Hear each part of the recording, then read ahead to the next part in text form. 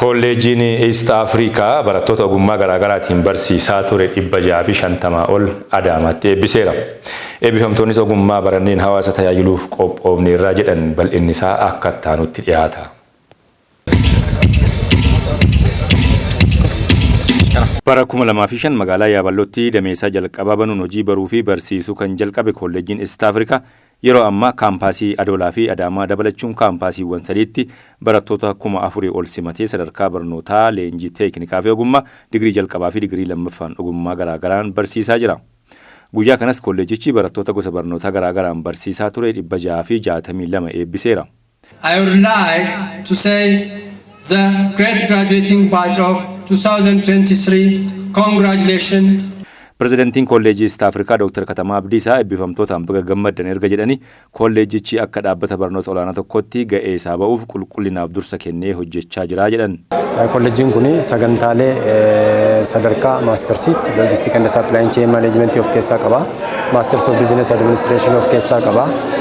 Sadarkaa digiriitiinis naannoo sagantaa 6 of keessaa qaba. Dabalataan sagantaa TVT sin kenninaa jecha kaampaasota hundatti. East Afrikaa kolleejiin egaa gama qulqullummaa faana wal qabatee ETR seera yookaan immoo ulaagaalee taa'aniin wantoota sana eeggateeti sadarkaalee sana deemsa sana eeggateeti barnoota qulqulluu ta'anii stockholderiisa yookaan immoo barattoota sagantaa adda addaan jiran kana maastersiin jira digiriin jira TVT'n jira qulqullummaa isaa eeggate kan kennu sana duwwaasutuun ta'an immoo akka instituushinii barnoota olaanoo biyya keessatti itti gaafatamummaa waan qabuu fi kolleejiin kun qulqullummaa akka sirrii ta'een diiteeyil yookaan immoo indeebs eegate kan inni kennaa jiru maaliif barnoonni yoo qulqullummaan qabu ta'ee biyya miidha biyya ajjeesa waan ta'eef wanna sana qajeelfama duwwaa eeguutu hin taane itti gaafatamummaa akka lammiitti akka biyyaatti waan qabuuf akeekkannaa yookaan immoo qixa sirrii ta'een kan inni qulqullummaatiin barnoota kana kennaa. Abbaan qabeenyaa fi hojii geggeessaan kolleejichaa obbo Moluu Salleessaa kolleejiin East Afrikaa barattoota ogummaa barataniin rakkoo hawaasaa furuu danda'an barsiisee baasaa jira jedhan. Xiyyeeffannaan keenya yookiin galmii keenya inni guddaan barataa ogummaa gonfatee biyyi kan jijjiiruu danda'u sammuun isaa jijjiiramee hawaasa keessa jiruuf qorsa ta'u hoogganaa osoo hin taane qorsa ta'u kan fayyisuu danda'u kan hoogganuu danda'u kan qajeelchuu danda'u uumuudha jechuudha. Bara 2023 kanarratti akka biyyaatti akka Afrikaatti filatamee kolleejiin East Afrikaa maaliin filatama barataa isaanii xiyyeeffatee ogummaa dhuunfachuu irratti kolleejii hojjetu ta'uusaa filatamnee badhaasa argannee jirra jechuudha. Tansaaniyaa Dar es Salaam irratti jechuudha. Waggaa lakkaanii yookiin kifiyyaawwan kaffaleef yookiin ganna waggaa akkasii waan tureef jennee hin eebbisne.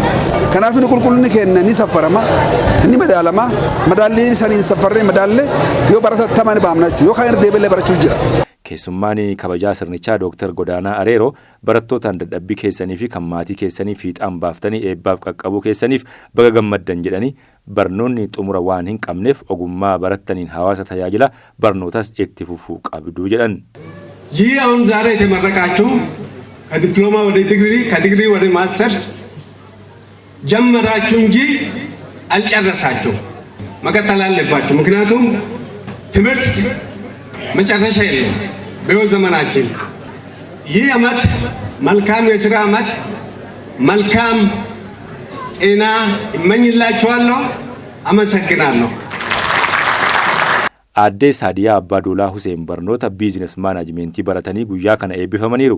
Isaanis ijoollee isaanii 3 waliin digiriin waan eebbifamaniif gammachuu dachaa qabnaa jedhan. Duris barattuu cimtuudha. Ijoollee amma ofii kiyyaaddaa osoo hin taane barsiisee amma namarsanii dhaabatan baay'ee jiranii. Haa ta'u ammoo isaan biizines maanaajmentiin baradhe. Isaan ammoo ikoonomiksiin baratan. Maaliif jennaani? Uummataafis fakkeenya ta'ee maatii kiyyaafis fakkeenya ta'uu waan barbaaduu fi of kiyyaa of danda'ee barachuu qaba. Maaliif amma namni yoo akkana laalee ikoonomiksii yoo baranne jennee meebii daa'immantu deeggare jechuun hin mala.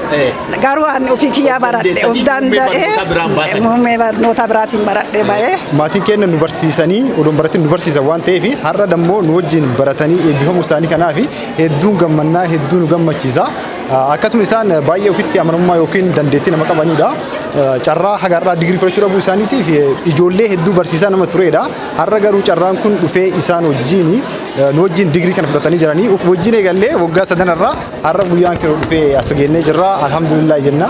Akkasitti carraa gaariidhaan carraa dhufuu kanaaf maatii biraatiif wanni dhaamu yookiin barattoota biraatiifis wanni dhaamu maatiin keessanii fakkeenya kanaan maatii keessan yoo digirii fudhachuu baatan barnootaanis yoo haalli mijatee ufdubatti kan hafan ta'e haala kanaan maatii keessan gara barnootaatti kaastanii barnootaan utubuu qabdan dhaamsa asumaan dhaamuun barbaada. Barattoota qabxii olaanaa galmeessaniif badhaasni meedaaliyaa fi waancaa kan kennameef yoo ta'u eebbifamtoonnis ogummaa barataniin hawaasa akka tajaajilan himanii jiru.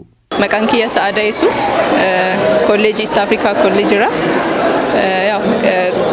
Baay'ee qo'achaa ture sirriitti warri kiyyallee sirriitti na gargaaraa turanii wanta yaadallee 100% galmaan ga'uuf abdii qaba. Barnoota ittuma fufaa.